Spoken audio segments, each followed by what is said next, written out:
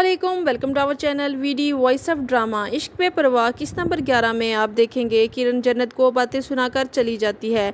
जन्नत का देवर उससे पूछता है, क्या हुआ भाभी, किरण आपी भी गुस्से में गई है और आप भी रो रही हैं। तो वो कहती है, जो भी हुआ हम दोनों में अब ख़त्म हो गया है, लेकिन तुम वादा करो किसी को नहीं बताओगे। सुल्तान जन्नत को कॉल करता है और उसका नंबर बंद जा रहा होता है। उमर जल्दी घर आ जाता है और अपनी अम्मी को बताता है, मेरी प्रमोशन हो गई है। तो उसकी माँ कहती है, देखा जन्नत कितने खुशबख्त लेकर इस घर में आई। तो उमर कहता है, 1 हफ्ते की ट्रेनिंग के लिए मुझे इस्लामाबाद भी जाना है। उसकी माँ कहती है, अपनी फूफो को भी बताओ। फूफो को बताता है तो वो कहती हैं, मेरे पोते की किस्मत से ये सब हुआ।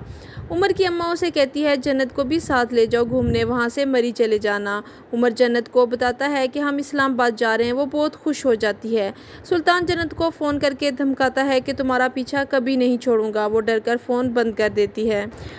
जन्नत अपनी दादों के घर आती है उमर के साथ और अपने भाई को सुल्तान के बारे में सब बताती है। वो कहता है, सिम चेंज कर लो, और जन्नत के मोबाइल में कोई चेंजेस कर देता है और कहता है, अब तुम्हें परेशानी नहीं होगी। उमर और जन्नत इस्लामाबाद आ जाते हैं और जन्नत रूम और व्यू को देखकर बहुत एक्साइटेड हो जाती है। जन्नत सुबह उठती है, उमर रूम में नहीं होता। वो नाश्ता करती है और बाहर चली जाती है घूमने। उमर वापस आता है उसके लिए फूल लेकर, लेकिन वो रूम में नहीं होती। वो कॉल करता है, फिर रिसेप्शन पर जाता है, रूम ओपन करवाता है। जन्नत को आवाज़ देता है लेकिन वो रूम में नहीं मिलती। तो रिसेप्शन वाला बताता है कि वो उस तरफ गई थी। उमर बहुत परेशान होता है। इतनी देर में एक खातून उसे लेकर होटल में आ जाती है कि ये मेरी गाड़ी के सामने आकर बेहोश हो गई थी। बहुत सीधी और मासूम है आपकी बेगम, उसे संभाल कर रखें। जन्नत का भाई केमिस्ट्री के पेपर में फेल हो जाता है। वो दादो को बताता है, बहुत परेशान होता है। तो दादो कहती है, हार जीत की तरफ पहला कदम होता है। फाइनल पेपर में अच्छे मार्क्स आ जाएंगे और हम तुम्हारे लिए किसी ट्यूटर का भी बंदोबस्त करते हैं। उमर से सॉरी करती है कि मुझे माफ़ कर दें, मुझसे नाराज़ मत होइएगा, मैं ऐसे ही बाहर चली गई थी कि इस तरह से एक्सीडेंट हो गया, मैंने जानबूझकर कुछ नहीं किया। फूफो नौकरानी को काम समझाकर डांट रही होती है और साथ ही सोचती है कि उमर को पाल पोस के बड़ा किया, लेकिन वो बीवी को लेकर चल दिया। फिर कहती है, मैं भी फ़ोन नहीं करूँगी, देखती हूँ ज़रा खुद करेगा या नहीं। जन्नत सुल्तान की धमकी का ख्वाब देखकर डर जाती है। उमर उसे तसल्ली देता है।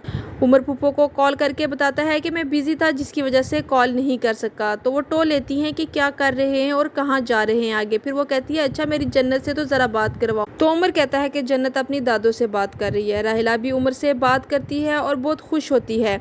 उमर जन्नत की बात फूफो से तो नहीं करवाता, लेकिन अपनी माँ से करवा देता है। इस बात को फूफो बहुत महसूस करती है कि मुझसे तो बात की नहीं और देखो सास के साथ कैसे चहक रही है। जन्नत और उमर मरी चले जाते हैं और वो दोनों बहुत इंजॉय कर रहे होते हैं। इधर उमर की फूफो दुकानों के किराए बढ़वा रही होती है और वो चाहती है सब कुछ उमर की गैर मौजूदगी में ही हो जाए। यहाँ खत्म होती है किस्त नंबर 11। किस्त नंबर 12 देखने के लिए हमारे साथ रहिएगा। Keep watching and don't forget to subscribe our channel. Take care, अल्लाह हाफिज।